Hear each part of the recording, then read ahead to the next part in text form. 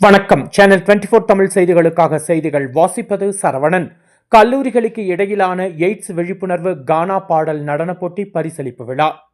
இந்திய சமூக நல அமைப்பு, red ribbon club, C Kandasamy Naidu ஆண்கள் கல்லூரி முன்னாள் மாணவர்கள் சங்கம் ஆகியவற்றுடன் இணைந்து இங்கிலாந்தின் தி மெர்க்குரி ஃபீனிக்ஸ் டிரஸ்டின் ஆதரவுடன் சென்னை அண்ணா நகரில் உள்ள கந்தசாமி நாயுடு ஆண்கள் கல்லூரியில் கல்லூரிகளுக்கு இடையிலான எய்ட்ஸ் கானா பாடல் நடன போட்டியை ஏற்பாடு செய்தது. கானா இசை மற்றும் நடனத்தின் மூலம் கல்லூரி மாணவர்களிடையே HIV எய்ட்ஸ் குறித்த விழிப்புணர்வை ஏற்படுத்துவதே இந்த நிகழ்ச்சியின் நோக்கமாக இருந்தது. இந்த நிகழ்வை lions club of Chennai golden friends அமைப்பின் நிறுவனர் செல்வகுமார் மற்றும் சி கந்தசாமி நாயுடு ஆண்கள் கல்லூரியின் முதல்வர் டாக்டர் VM முத்துராமலிங்க ஆண்டவர் ஆகியோர் CKNCAAவின் அலுவலக பொறுப்பாளர்களின் முன்னிலையில் தொடங்கி வைத்தார். பரிசளிப்பு விழாவில் அண்ணா நகர் சட்டமன்ற உறுப்பினர் MK மோகன் வெற்றி பெற்ற கல்லூரிகளை சேர்ந்த மாணவர்களுக்கு கோப்பைகள் வழங்கி வாழ்த்து தெரிவித்தார். இதில் தமிழ்நாடு மாநில எய்ட்ஸ் கட்டுப்பாட்டு சங்கத்தின் திட்ட இயக்குனர் R Seethalakshmi IAS, GVN homes private limited நிறுவனத்தின் தலைவர் GVN குமார் மற்றும் வேலூர் நறுவி மருத்துவமனைகளின் மருத்துவ கல்வி இயக்குனர் மற்றும் இந்திய எய்ட்ஸ் சங்கத்தின் முன்னாள் தலைவர் டாக்டர் திலீப் மாத்தாய் ஆகியோர் கலந்து கொண்டு சிறப்பித்தனர். இன்டர்நேஷனல் லைன்ஸ் ஆர்கனைசேஷனை சேர்ந்தவங்க.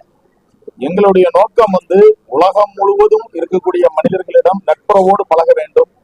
மனித இனம் முழுமையும் முழு சுகாதாரத்தோடு முழு பாதுகாப்போடு அனைவரும் அனைத்தும் பெற்று சுகமாக வாழ வேண்டும். இதான் எங்களுடைய நோக்கம்.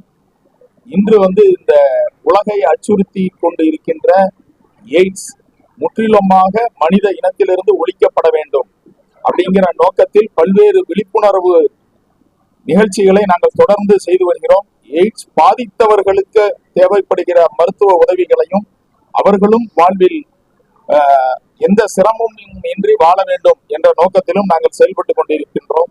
இன்றைய முன்னெடுப்பு என்னன்னா, இளைய தலைமுறையிடம் இருந்து, அதுவும் கல்லூரி மாணவர்களிடமிருந்து இந்த விழிப்புணர்வு பிரச்சாரத்தை துவங்கினால் அது மனித இனத்தில் முழு வெற்றி பெறும்.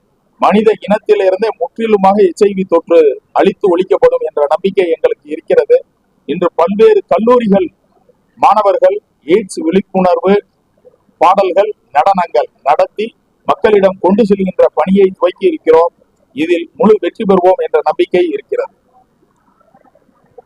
பெரியம்மை நோய் ஒரு 1970 காலங்களில் பெரிய தாக்கத்தை ஏற்படுத்தி கொத்து கொத்தாக மனித உயிர்களை அழித்தொழித்த காலம் இருந்தது. பெரியம்மைக்கு எதிரான விழிப்புணர்வு நம் மக்களிடம் பரவுவதற்கே ஒரு கடின சூழ்நிலை இருந்தது.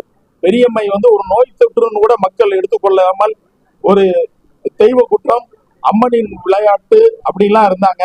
ஆனால் 1975 காலகட்டத்திற்கு பின்பு முற்றிலுமாக பெரியம்மை அழித்து ஒழிக்கப்பட்டுள்ளது. அதே போன்று மனித இனத்திலிருந்து இந்த தொற்று ஒழிக்கப்படும் காலம் மிக விரைவில்